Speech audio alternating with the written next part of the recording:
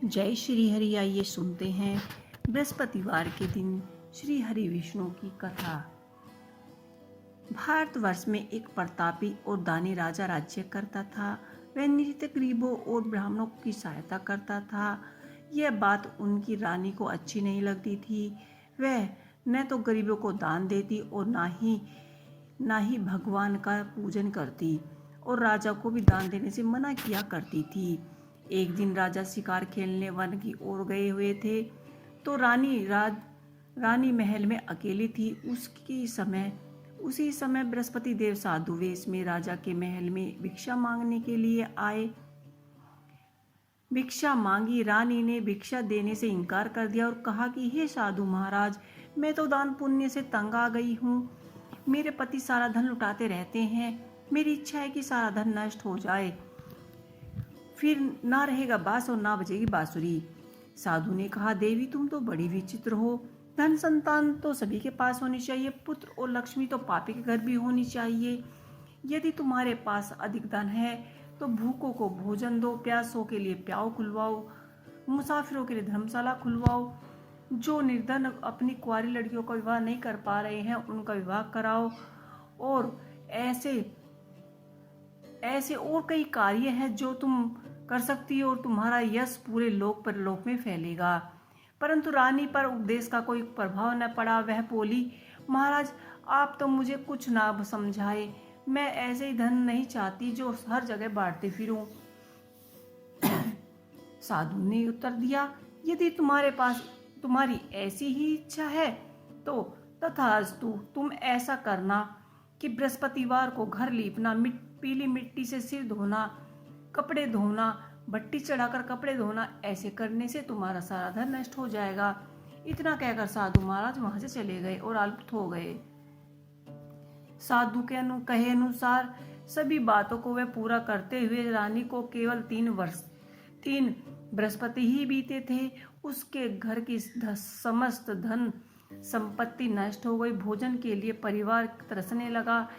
तब एक दिन राजा ने रानी से बोला कि रानी तुम यहीं रहो, मैं दूसरे देश जाता हूँ, क्योंकि यहाँ सब मुझे ही जानते हैं, इसलिए मैं कोई छोटा कार्य भी नहीं कर सकता। ऐसा कहकर राजा परदेश चले गए।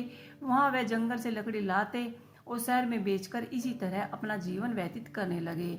इधर राजा के परदेश जाने के बाद रानी बड़ी ही दुखी रहने लगी। एक बार जब रानी और दासी को 7 दिन तक बिना भोजन के रहना पड़ा, तो रानी अपनी दासी से कहने लगी कि हे दासी, पास के ही एक नगर में मेरी बहन रहती है।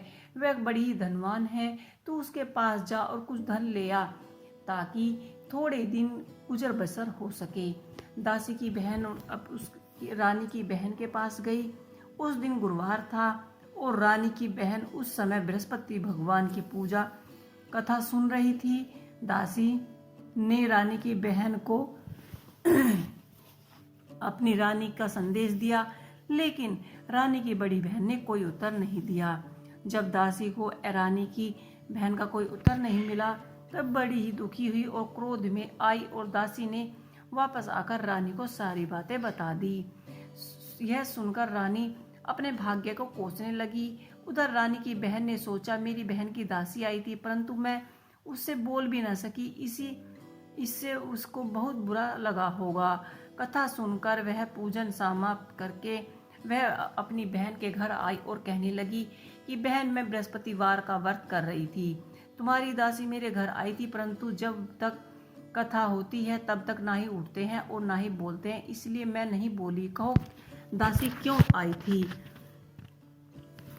तो रानी बोली, बहन तुमसे कुछ भी छुपा नहीं है, घर में खाने के लिए अनाज भी नहीं है। ऐसा कहते कहते रानी की आंखें भर आई। उसने दासी समेत पिछले 7 दिन से भूखे रहने की बात भी अपनी बहन को विस्तार पूर्वक बता दी। रानी की बहन बोली, देखो बहन, भगवान बृहस्पति देव सबकी मनोकामनाएं पूर्ण करते हैं। देखो शायद तुम्हारे घर में भी कोई अनाज का पात्र रखा हो। पहले तो रानी को विश्वास नहीं हुआ। फिर उसने की बहन ने आग्रह किया तो उसने अपनी दासी को अंदर जाने के लिए कहा। दासी ने अंदर जाकर देखा तो सचमुच ही एक अनाज का बड़ा घड़ा रखा है। दासी भी हैरान रह गई। दा, दासी भी हैरान रह गई। दासी रानी से कहने लगी कि हे रानी, जब हमें भोजन नहीं मिलता तो हम व्रत तो कर रहे हैं, इसलिए क्यों न हम इनसे व्रत की पूजा विधि भी पूछ लें। और तब रानी ने अपनी बहन से बृहस्पतिवार भगवान के पूजा के बारे में पूछा। उसकी बहन ने बताया कि बृहस्पतिवार के व्रत में दाल चना गुड़ से विष्णु भगवान का केले की जड़ का पूजन किया जाता है तथा दिया जलाया जाता है, व्रत कथा सुनी जाती है, पीला भोजन करते हैं, इससे बृहस्पति देव प्रसन्न होते हैं। व्रत और पूजन विधि बताई रानी की बहन अपने घर लौट गई। 7 दिन के बाद जब गुरुवार आया तो रानी की बहन और दासी ने व्रत रखा। घुड़सवार में से जाकर गुड़ चना ले आई और फिर उसे केले के जड़ की पूजा की और श्री हरि भगवान विष्णु का पूजन किया। और पीला भोजन कहाँ से लाए, इस बात को लेकर वह बड़ी ही दुखी थी। चूंकि उन्होंने व्रत तो रखा था लेकिन बृहस्पति देव उनसे प्रसन्न थे, इसलिए वे एक साधारण व्यक्ति का रूप धारण करके 2 थालियों में सुंदर पीला भोजन लेके वहां आए और रानी के साथ मिलकर भोजन ग्रहण किया। उसके बाद वे सभी गुरुवार को व्रत और पूजा करने लगे। बृहस्पति भगवान की कृपा से उनके पास धन धान्य और संपत्ति की कोई कमी न रही, परंतु रानी फिर से आलस्य करने लगी। तब दासी बोली, देखो रानी, तुम पहले की तरह ही आलस्य करती हो, तुम्हें धन रखने में कष्ट होता है, इसी कारण सभी धन नष्ट हो गया। और अब जब भगवान बृहस्पति देव की कृपा से धन मिला है तो तुम्हें फिर से आलस्य होता है। रानी को समझाते हुए दासी कहती है कि बड़ी मुसीबतों के बाद हमने यह धन पाया है, इसलिए हम दान पुण्य करना चाहते हैं। भूखे मनुष्यों को भोजन कराना चाहिए, धन को शुभ कार्य में खर्च करना चाहिए, जिससे तुम्हारे कुल का यश बढ़ेगा, स्वर्ग की प्राप्ति होगी, पितृ प्रसन्न होंगे। दासी की बात मानकर रानी अपना धन शुभ कार्य में खर्च करने लगी, जिससे पूरे नगर में उनका यश फैल गया।